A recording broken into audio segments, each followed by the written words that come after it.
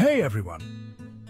Today I'm diving into a fascinating topic that often stirs up quite a bit of discussion and debate: the relationship between modern wars and biblical prophecies.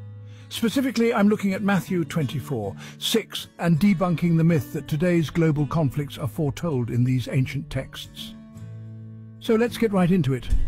First off, let's consider the context of Matthew 24:6. The verse states, "You will hear of wars and rumors of wars, but see to it that you are not alarmed. Such things must happen, but the end is still to come."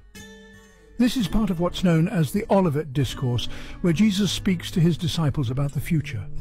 Now, it's crucial to understand the audience and the time. Jesus was speaking to his contemporaries, people living in an era vastly different from our own.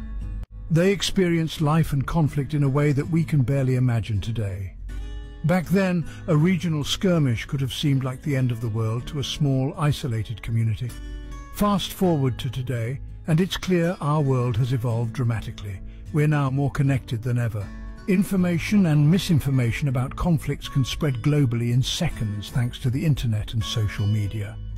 This means we are, on average, much more aware of global conflicts than people were back in the first century. However, this doesn't necessarily mean that we're living in the end times as prophesied.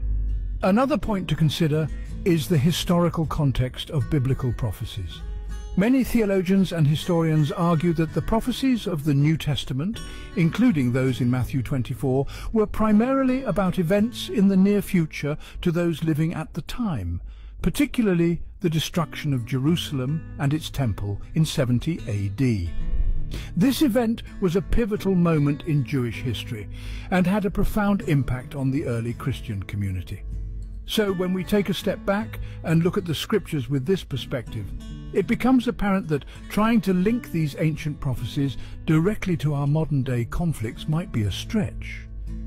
It's important not to interpret these texts in isolation, but rather within their historical and cultural context. In conclusion, while it's tempting to look at the troubling events in our world today and see them as signs of biblical prophecy, it's essential to approach these texts with a critical eye. Remember, understanding the Bible, or any historical text for that matter, requires a deep dive into the times and circumstances in which it was written.